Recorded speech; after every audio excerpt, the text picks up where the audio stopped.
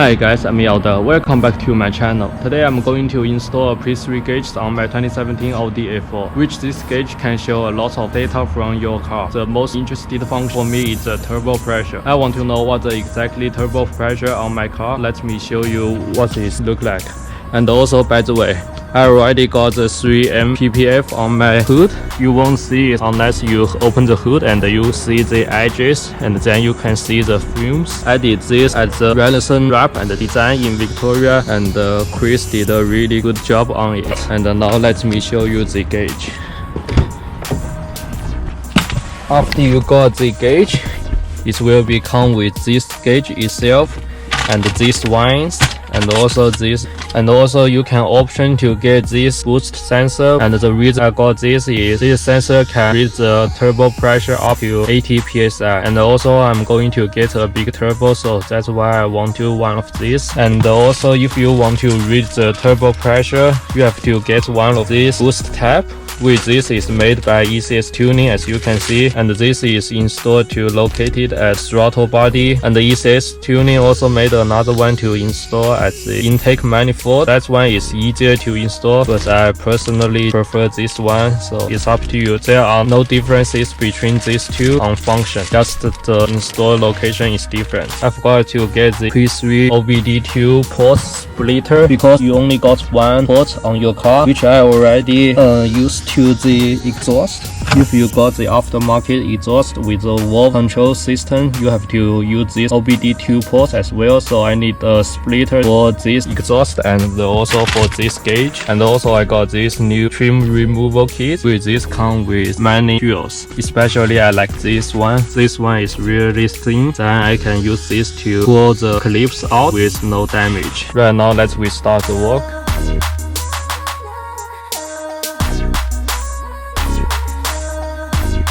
And as you can see, the trim is off. Basically, you take this nut off, and one on this side and one on another side. And there are two nuts on this storage face.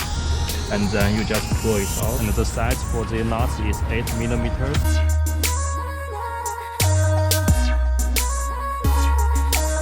And right now, as you can see, this trim is off. Basically, you just take one screw out, and the size is T20 on here, and then there are just some clips, and use your trim removal to pull it out. And then this one is clip also, and it's out.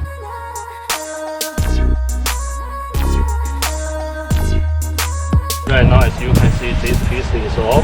Basically, you have to take two nuts off, one at here and one at here. Then there is one connect to this vent. There is also clip. You just to pull it out. There are a steel clip connect to this trim, and you have to use your finger push it forward. Then it will be out. Now, as you can see, this vent is off. There are 3 clips. Every time you pull one out, you have to hold the back. Otherwise, this clip just stick back on this holder. You have to take it slowly, and then it will be out. And as you can see, this one is off. You have to use a trim removal to push it back. Then it will be out.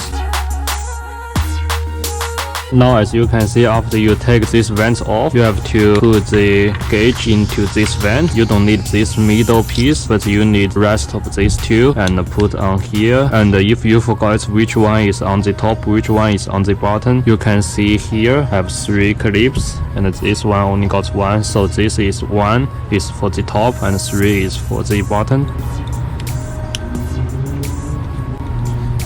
And then this is the top one. And after you put them in, you have to put this one into this vent. Remember to put first left side. As you can see, now it's in. And also you need to remember this one is for the bottom, not go through top. Before you put this vent back to main one, you peel this off, and now we put them back. And also remember, there are also clips. When you put that back, be sure you have got the right position, and then push it in. Check. Put these ones back. And right now we are going to put it back to the car. Before you put it back, be sure you check everything is all good. You have to put these wines first before you put everything back.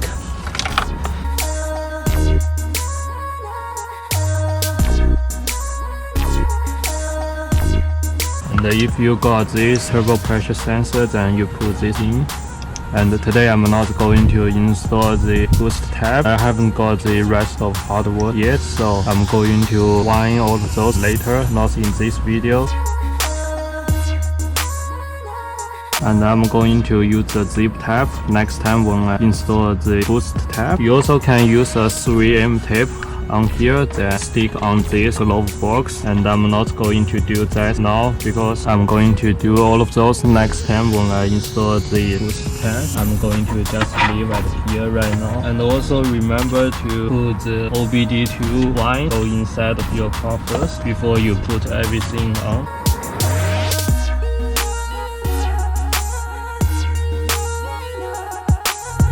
Now as you can see, we just start up the car.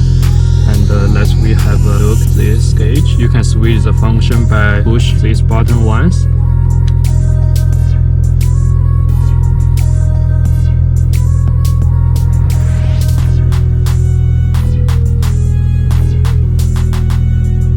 I think this is the RPM, and this is the speed, and this is 0 to 100. And this is a boost, we can see, and this is a coolant, and the air temperature. Manual dimming is to push this button, and then it become darker. And when you're during the daylight, you can let it brighter, and you also can make it auto dimming with this. But you have to wiring that green wine to your headlight. And also you can see the peak by hold this first button, and then you can see the peak from every function. And right now let's we change the unit. You can go to the configuration function by pressing both buttons at the same time. And now it's configuration. No, I want to this one. This one is too safe. Now we save it, I think. Let's we see it's changed or not.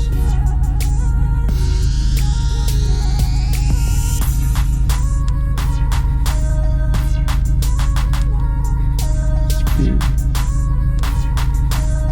Yeah, it become to 0 to 100.